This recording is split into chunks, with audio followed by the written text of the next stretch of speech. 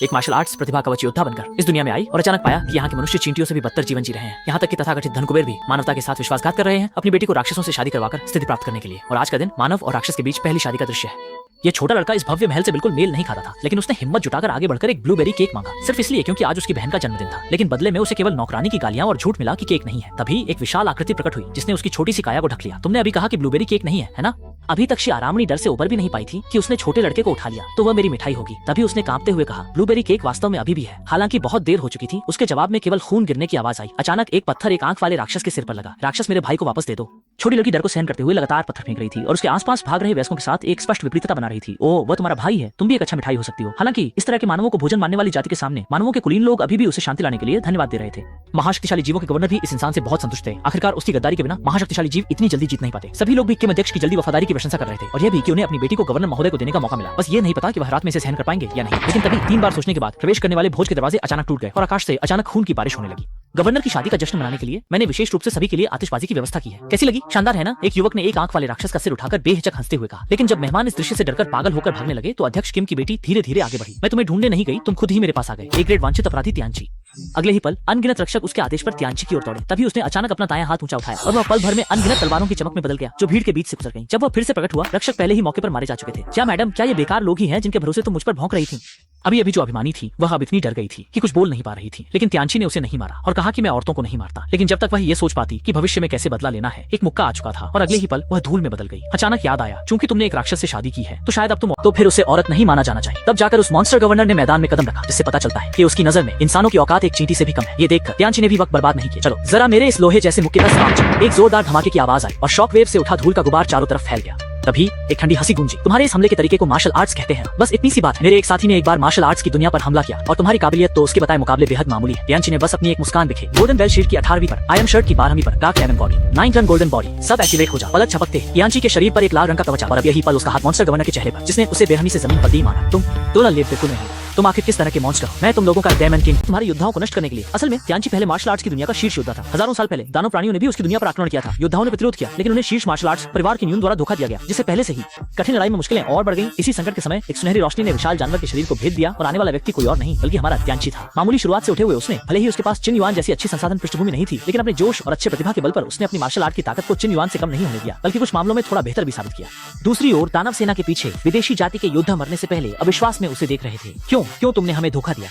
छिंग बस ठंडेपन से देखता रहा, कुछ नहीं बोला। तभी त्यांची अचानक प्रकट हुआ और केवल एक घूंसे में ही विशालकाय जानवर को मार डाला। छिंग के शांत चेहरे पर आखिरकार थोड़ी सी हलचल हुई। त्यांची, मैं तुम्हारा बहुत समय से इंतजार कर रहा था। ओह, तुम बोल भी सकते हो, तुम्हारा दिमाग भी ठीक है। तुमने मुझे का साथ क्यों दिया? बुदाओं के चरम के लिए वे लोग मेरे साथ चलने के लायक नहीं हैं। वे जो चाहते हैं वो केवल धन और शक्ति है। लेकिन तुम अलग हो त्यांची, तुम्हारी वो भयानक प्रतिभा हमेशा मुझे प्रेरित करती रही है। अब मैंने पूर्वजों को पार कर लिया है, लेकिन आगे कोई रास्ता नहीं है। चूंकि मानव शरीर की सीमाएं हैं तो मैं शरीर बदल लूंगा। त्यांची, मेरे साथ चलो। इस बात ने त्यांची को हंसा दिया। अच्छे खासे इंसान नहीं बनना चाहते, जानवर बनना चाहते हैं। आओ, मुझे दिखाओ कि तुम्हारा वह तथाकथित पूर्वजों से आगे बढ़ना वास्तव में किस स्तर का है। ये कहकर उसने कई युआन पर हमला किया। कुछ लड़ाई के बाद दोनों बराबरी पर थे। त्यांची का धैर्य समाप्त हो गया। उसने अपनी पूरी आंतरिक शक्ति को इकट्ठा किया। एक ही बार में निर्णय कर लेते हैं। किन युआन ने खुशी से सहमति दी। अगले ही पल जोरदार टकराव की आवाज आई। विशाल ऊर्जा ने एक बवंडर का रूप ले लिया और आसमान की ओर उठ गई। जब धुआं छंटा तो खून गिरने लगा। ये देखकर त्यांची गर्व से मुस्कुराया। मान गए, तूने बस किस्मत से एक चाल जीत ली, लेकिन बहुत अफसोस की बात है, तुम कुछ भी नहीं रोक सकते। परिवर्तन समारोह पहले ही शुरू हो चुका है। अगले ही पल कई युआन के चारों ओर अचानक एक विशाल ऊर्जा ने उसे घेर लिया और वह धीरे धीरे एक बैंगनी चमकते अंडे का रूप लेने लगा। धागों की लहरें ऊपर उठ रही थी और उसके नीचे जुड़ा हुआ था अभी मरा हुआ योद्धा। नीचे अनगिनत दानव जानवर गर्जना कर रहे थे जो काफी विकसित हो रहे थे। कुछ क्षण बाद बैंगनी अंडा जोर से टूट गया और कन युआन का रूप बदल चुका था। 4 जोड़ी काले पंख स्वतंत्रता से फड़फड़ा रहे थे। उसके चारों ओर की जगह धीरे धीरे टूट रही थी, मानो पूरा संसार उसे अस्वीकार कर रहा हो। दोहरे चेहरे वाला व्यक्ति भी प्रशंसा किए बिना नहीं रह सका। अभी रूपांतरण पूरा किया और पहले ही जूंग छुआंची को पार कर लिया। यह सचमुच ईर्ष्या करने योग्य प्रतिभा है।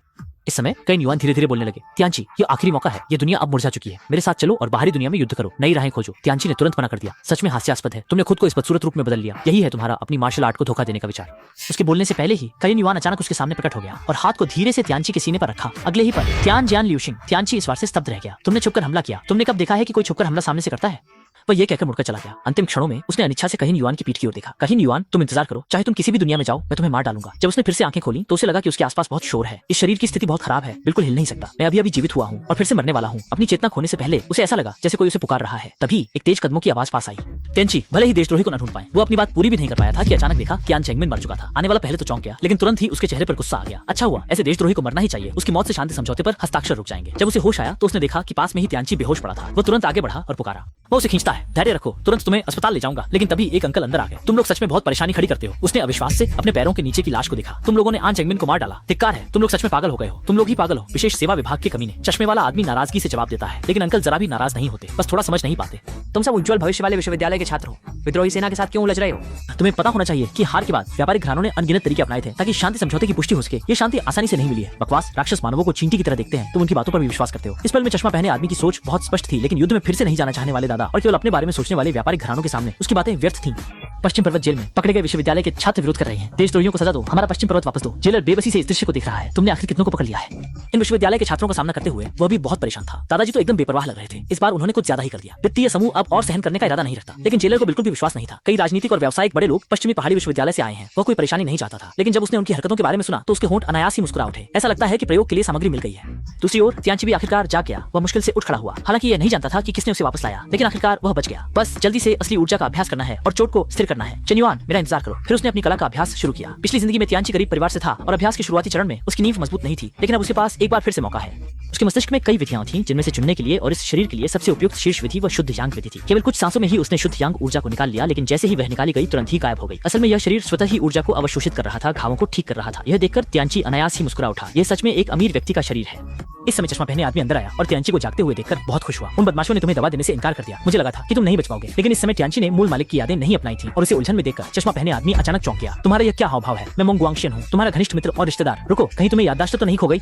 त्यांची ने तुरंत कहा, मेरा दिमाग अभी बहुत उलझा हुआ है, मुझे कुछ भी याद नहीं आ रहा है। इसके बाद मोंग गुआंगशियान ने उन्हें उनकी वर्तमान स्थिति के बारे में विस्तार से बताया। सुनने के बाद त्यांची ने सिर हिलाया। अच्छा, तो ऐसा है, इस दुनिया पर भी दानवों ने आक्रमण किया है, लेकिन फर्क यह है कि तुम्हारी दुनिया में गद्दारों की संख्या ज्यादा है। चलो, मैं तुम्हें लेकर बाहर निकलता हूँ। लेकिन जल्द ही वह सामने के दृश्य से चौंक गया।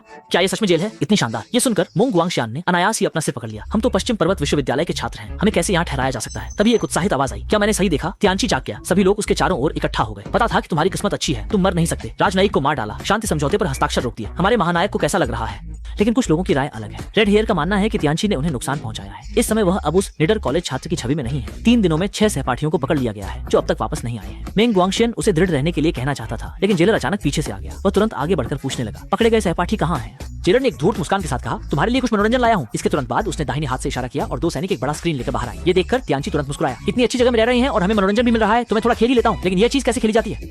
कोई प्रतिक्रिया नहीं हुई, लेकिन डीएन यूचांग ने ध्यान नहीं दिया और रिमोट कंट्रोल दबाया। टीवी चालू होते ही एक औपचारिक पोशाक में महिला युद्ध के खतरों की रिपोर्ट कर रही थी। लेकिन आज के बाद सभी को अब चिंता करने की जरूरत नहीं होगी। पश्चिमी पहाड़ी सीमा पर मानव और मोशो ने आखिरकार एक शांति समझौता कर लिया है। सीमा को विभाजक मानते हुए दक्षिण की ओर मोशो अस्थायी रूप से निवास और प्रबंधन करेंगे। यह खबर जैसे आसमान से गिरी, बिजली की तरह इन छात्रों के सिर पर गिरी। उन्होंने जो कुछ भी किया था वो बस एक मजाक था। जेल अधीक्षक ने भी समय पर ताना मारा, तुम लोग किस चीज की उम्मीद कर रहे हो?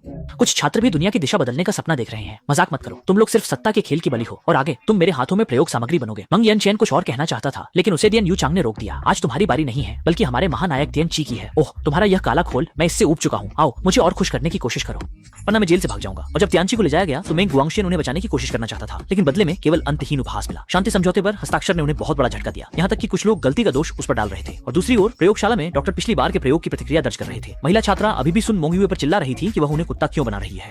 लोगों को जानकर भी उनके दिल को नहीं जान सकते। मौत के खतरे का सामना करते हुए हमेशा कुछ लोग अलग अलग चुनाव करेंगे और सुन मेग्युए का चुनाव स्पष्ट है। अगले ही पल एक दर्दनाक चीख अचानक गूंज उठी। ये चीख सुनकर मुझे नींद आने लगी। तुम बस कुछ बेकार धातु के टुकड़े से मुझे सजा देने का इरादा तो नहीं रखते हो? जेलर ने मुस्कुराते हुए कहा, तुम्हें निराश नहीं करेंगे।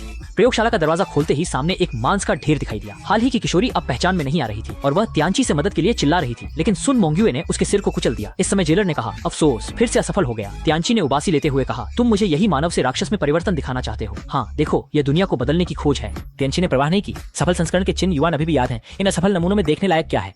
हालांकि जेलर का मानना है कि यह मानव विकास का एकमात्र तरीका है। जब हमसे लड़ नहीं सकते तो हमारे साथ शामिल हो सकते हो। दुर्भाग्यवश जिन अनगिनत दुनियाओं पर राक्षसों ने आक्रमण किया, उनमें केवल एक बार परिवर्तन का चमत्कार सफल हुआ, लेकिन अब स्थिति अलग है। हमारे विश्व की तकनीक के साथ राक्षस परिवर्तन प्रयोग में बड़ी प्रगति हुई है, जिसने उस महान अस्तित्व को भी चौंका दिया जो कभी मानव था। ये सुनकर त्यांची तुरंत बहुत खुश हो गया और उसके चेहरे पर अनायास ही मुस्कान आ गई। वह मानव पहचान छोड़ने वाला मोशो भी यहाँ है। हाँ, बस ये दुनिया फिलहाल उसकी शक्ति सहन नहीं कर सकती। जब वह आएगा उस दिन हमें बड़ी प्रशंसा मिलेगी और तुम मेरे उपलब्धियों का हिस्सा बनोगे। अचानक एक ऊर्जा ने उसके शरीर को घेर लिया। क्या यह शिकारी की शक्ति है? सच में दिलचस्प। पहले उसने मोंग गुआंगशियान के मुंह से सुना था। क्या तुमने योद्धा और शिकारी के बीच का अंतर महसूस किया? सुन मोंगयुए, हमला करो। अलविदा बेकार के हीरो। पर अगले ही पल जो अभी तक हिल नहीं पा रहा था, त्यांची ने उल्टा करके सुई को सुन मोंगयुए की गर्दन में डाल दिया। वह अविश्वास में सुई को घूर रहा था, समझ नहीं पा रहा था कि त्यांची कैसे हिल सकता है। इसके तुरंत बाद त्यांची ने दवा उसके शरीर में डाल दी। ये सब इतनी जल्दी हुआ, शायद केवल 2 सेकंड में। डीएन यूचांग को बिल्कुल भी समझ नहीं आया और इस समय इंजेक्शन लगने के बाद सन मेंगयुए बड़बड़ा रहा था, डीएन यूचांग दारेन, मुझे बहुत भूख लगी है।